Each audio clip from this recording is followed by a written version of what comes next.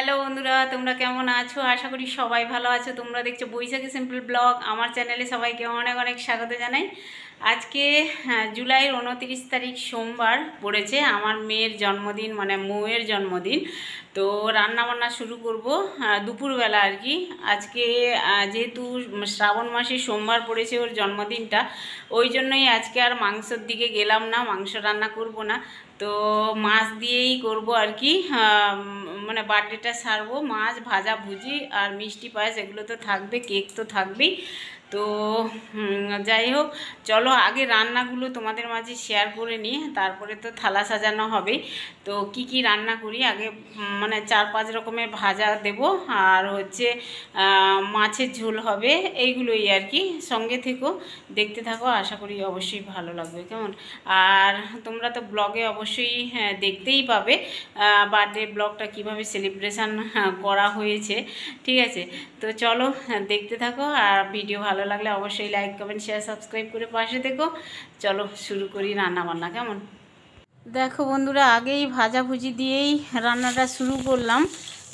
প্রথমে ভেজে নেব হচ্ছে, দেখো বেগুন ভেজে নিচ্ছি, গোল গোল করে বেগুন কেটে নিয়েছিলাম, দিয়ে আগে থেকেই লবণ হলুদ মাখিয়ে রেখেছিলাম বেগুনগুলো, দিয়ে তারপরে দেখো একে একে দিয়ে আমি লাল লাল করে এপিট ওপিট ভেজে নেব আর কি।